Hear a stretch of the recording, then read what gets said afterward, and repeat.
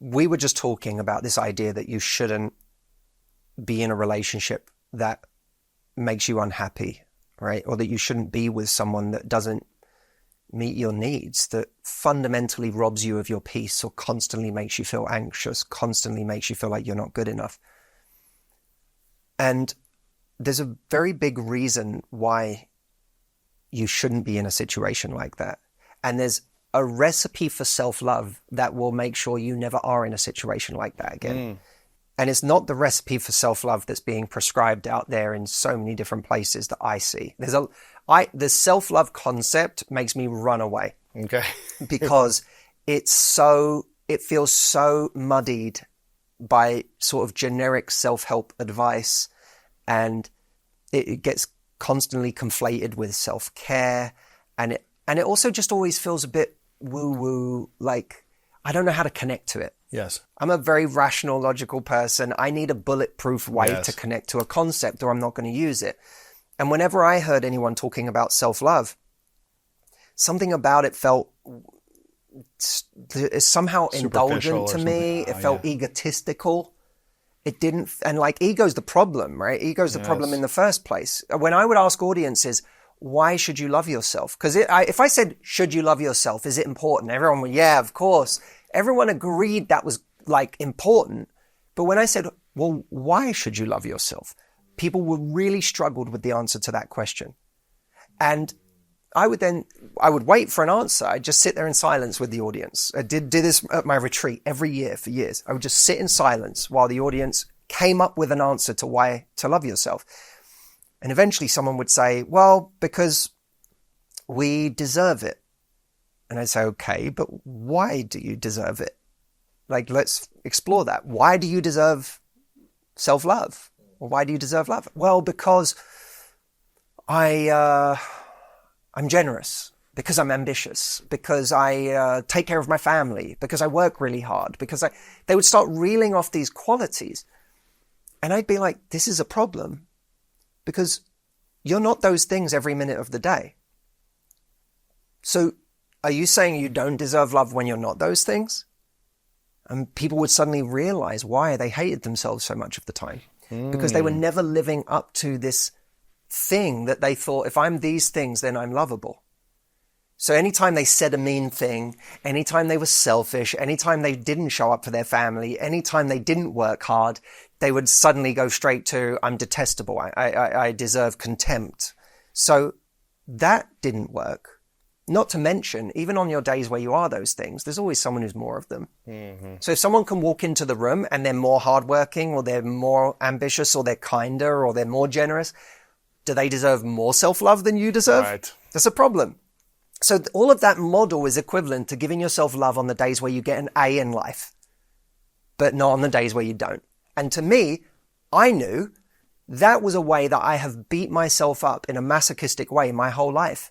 Because by my standards, I'm never living up to what I think I need to live up to in order to be deserving of love. I've never worked hard enough. As long as there's something on my to-do list still, I go to bed thinking, oh, I didn't get that done. Oh, see, couldn't get that done. Like, I would wake up every morning in deficit going, I need to earn my love today. Like, no matter how hard I worked, it only counted up until midnight last night. Oh, man. And then I'd go to bed for 6 hours, wake up, and I'd go, right, you're in deficit again. Now you've got to earn that love again. That was how I lived my whole life. So for me, when I heard all these reasons why you should love yourself, I was like, this is exactly why I've found it hard to love myself.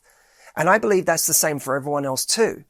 So we have to get away from that model. And I almost think of that model almost like the romantic model, the way we fall in love with other people. I love someone else because they have all these great qualities and I want to get close to them. And the truth is, the closer we get to someone, the more their mystery evaporates and the more familiar we get with them.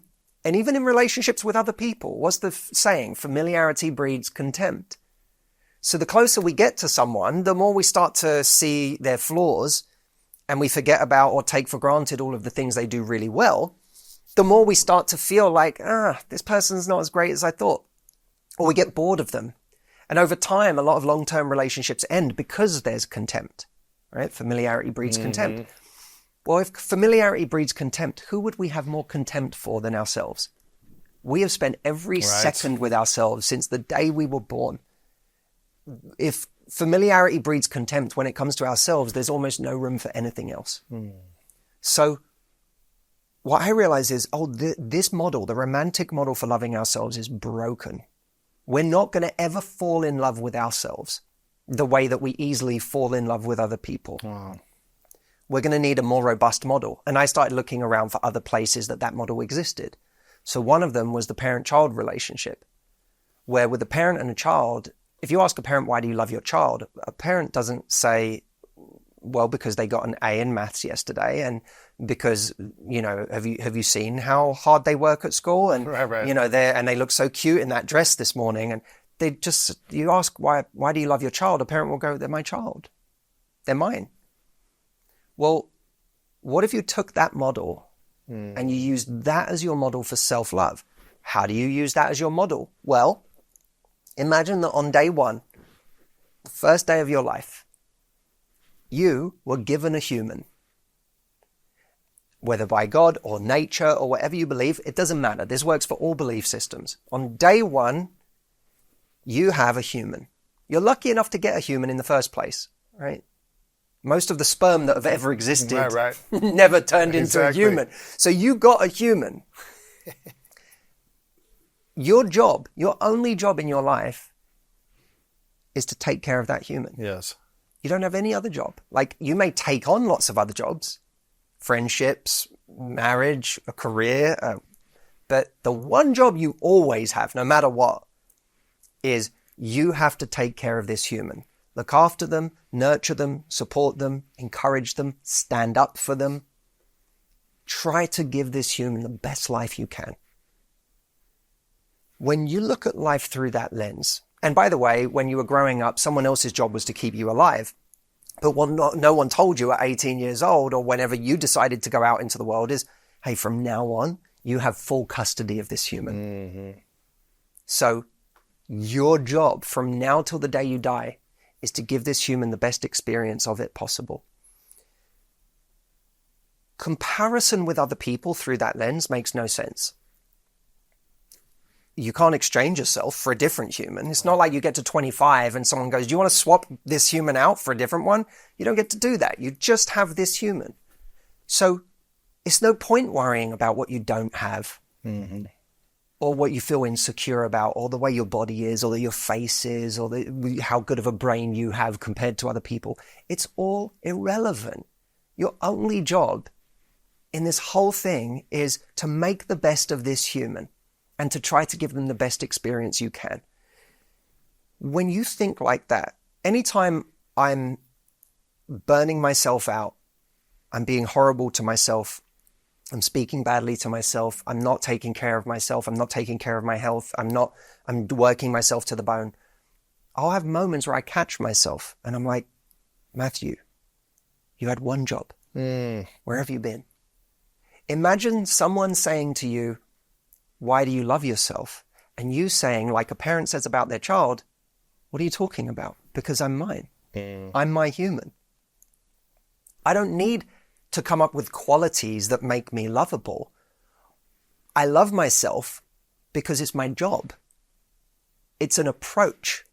Self-love isn't a feeling. We have to get out of this mindset that loving myself is a feeling I have to feel. You don't have to love yourself as a feeling. You don't even have to like yourself to love yourself.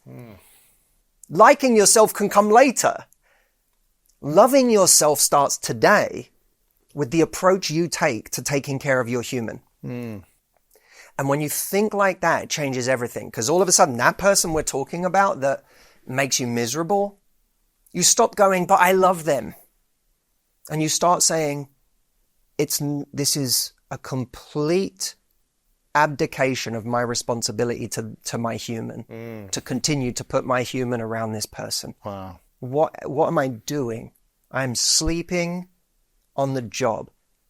If someone is treating me poorly, or if someone doesn't value me, or if someone's constantly making me second guess my worth, or if someone keeps telling me they're not ready, or they're not sure about me, And believe them. why am I putting my human around that person? That's not me taking care of my human. That's not me giving my human the best life I can give them. Why am I doing this to my human? So that idea that it's my job to take care of my human. It's not, I don't have to wake up this morning and go, I feel so in love with me. You don't have to feel that. You have to wake up and go, what does it look like for me today? What would I do today? What decisions would I make today if I was trying to give my human the best life I could give them?